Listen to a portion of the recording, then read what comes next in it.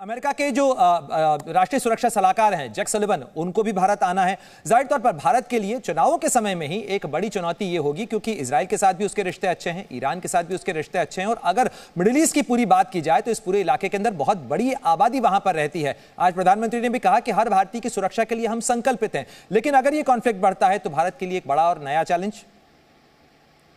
बिल्कुल बहुत बड़ा चैलेंज होगा कि अगर ये कॉन्फ्लिक्ट बढ़ता है। आपको याद होगा गल्फ वॉर जब हुए 1990s में, तो उस वक्त भी हमारा जो डायस्पोरा था उनकी सुरक्षा के लिए बहुत चैलेंज था इंडिया के लिए।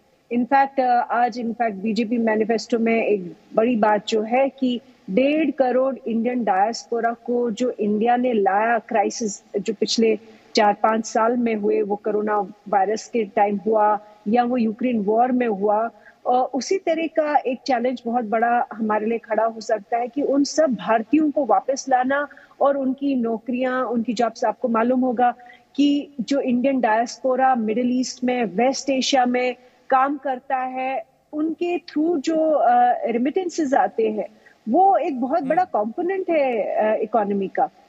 तो मुझे लगता है कि एक बड़ा चैलेंज होगा, लेकिन इंडिया की न्यूट्रलिटी और इंडिया की जो बहुत मैं कहूंगी एक अच्छा स्टैंड लिया है उन्होंने, कि दोनों पक्षों को डी एस्केलेशन के लिए बोला गया है। दोनों भारत की तरफ से जो जवाब आया है आरती टिक्कू, उसमें कहा गया है कि इसी समय दोनों पक्षों को इस समय जरूरी है कि वो संयम बरतें, लेकिन इस संयम के बीच ही मैं चाहूंगा कि सिद्धांत सिब्बल आप आए इस मामले में, इस चर्चा के ऊपर। भारत की तरफ से कहा जरूर गया है कि इस मामले के अंदर संयम बरता जाए, लेकिन संयम इस समय नजर नहीं आ रहा है। अगर एडवाइजरीज की बात की जाए तो तेहरान में भी भारत के दूतावास ने एडवाइजरी जारी की है, तेल अवीव में भी जारी की है, लेकिन इस समय में भारत के लिए कितनी बड़ी चुनौती, कितना बड़ा टेंशन होगा अगर ये टेंशन बढ़ता है इजराइल और ईरान के बीच।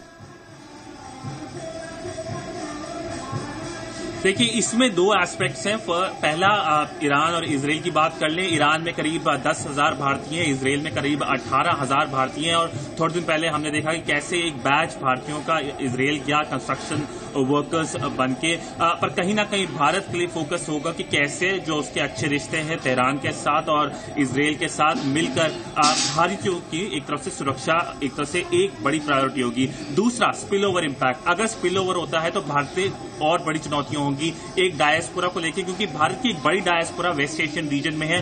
ब्लू कॉलर्ड वर्कर्स जो एक इंपॉर्टेंट रोल प्ले करते हैं वेस्ट एशिया में, तो उनकी सेफ्टी भारत के लिए एक प्रायोरिटी होगी। दूसरा, एनर्जी सिक्योरिटी। भारत अपना तेल आयात करता है बहुत सारा इराक के साथ, सऊदी के साथ, उसमें डिस्ट्रप्शन हो सकती है, सप्लाई चेन इंपैक्ट हो सकती है। सबसे बड़ी चिंता है सिद्धांत सिब्बल जिसका जिक्र आप कर रहे हैं, क्योंकि भारत की एनर्जी सप्लाई इसी स्ट्रेट ऑफ हॉर्मुज से आती है। जनरल सिवाज, अगर वॉर जोन की मैपिंग के लिए मैं अगर आपसे सवाल पूछूं तो इस समय में जैसा आप कह रहे हैं कि इसके अंदर एस्केलेटरी मैट्रिक्स के ऊपर ये नजर आ रहा है, यानी ये तनाव बढ़ता हुआ नजर आ रहा है। अगर बढ़ता हुआ तनाव नजर आ रहा है तो कौन कौन से और इलाके हैं जो इसकी जद में आ सकते हैं, यानी कौन कौन इस लड़ाई के अंदर कूद सकते हैं?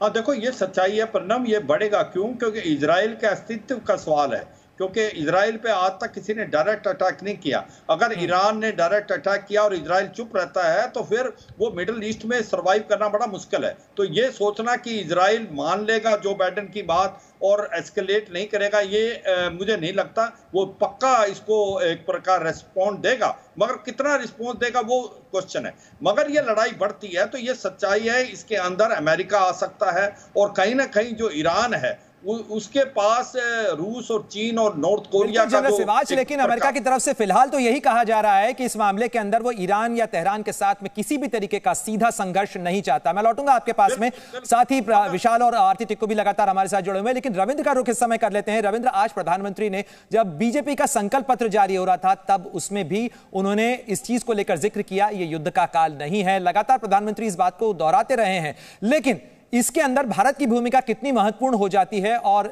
इस समय में जिस तरीके से संकल्प पत्र में भी कहा गया है भारतीयों की सुरक्षा कितना बड़ा चैलेंज होगा, क्योंकि भारत इस समय चुनाव में भी है। देखिए, भारतीयों के लिए या भारत के लिए सबसे बड़ी मुश्किल होगी कि रेड सी में हौती कर रहा था और अब पर्शियन गल्फ में ईरान और इजराइल के जो बीच में लगभग युद्ध शुरू होने की स्थिति में है। और तो ऐसे में ट्रेड को लेकर परेशानी हो सकती है। और भारत, जो प्रधानमंत्री नरेंद्र मोदी ने आज भी कहा है कि हम 5वीं से तीसरी अर्थव्यवस्था बनेंगे अगले 5 साल में, लेकिन अगर इस तरह से युद्ध फैलता रहा, रसिया और यूक्रेन, इधर से फिर आप हौती का अटैक हो रहा है रेड सी में, हमारे बिजनेस में काफ़ी परेशानी हो रही है व्यापारी में, और इसको लेकर ईरान चूँकि हमारा दोस्त है, इजराइल भी हमारा दोस्त है, हमारा ईरान में हम बंदरगाह भी डेवलप किए हैं लाख विरोध के बावजूद। ऐसे में भारत के लिए काफ़ी मुश्किल होगा, भारतीयों को निकालना बहुत बड़ी मुश्किल नहीं होगा, क्योंकि यूक्रेन जैसे गंभीर हालात में 2 घंटे तक वार रुकवाकर प्रधानमंत्री नरेंद्र मोदी की सफल विदेश हजारों वहाँ से निकाला था, ये आपने भी देखा। तो ये भारतीयों को निकालना कोई मुश्किल नहीं है, लेकिन जो ट्रेड होगा वो मुश्किल होगा कि कितना सस्टेन कर पाएगा, क्योंकि हालांकि ये देखिए न्यूक्लियर वार टाइप का कोई स्थिति नहीं होने वाली है। ईरान कोई न्यूक्लियर वार कंट्री नहीं है, इजराइल उस पर हावी पड़ सकता है, ये एक लिमिटेड टाइम के लिए होगा, क्योंकि ईगो की बात हो गई है। इजराइल ने उनके एम्बेसी पर किया, ईरान उसका जवाब दे रहा है, ईरान के हिजबुल्ला है, तो इजराइल अपनी तरफ से पूरी कोशिश करेगा कि इनको न्यूट्रलाइज करने के लिए अमेरिका साथ में होगा, लेकिन बहुत बड़ा एक्सपेंड नहीं करने वाला। लेकिन बात आप कह रहे हैं इसके अंदर भारत की चिंता इस चीज को लेकर है, ये भले ही तात्कालिक हो लेकिन भारत की चिंता बढ़ाने वाला जरूर। जी न्यूज़।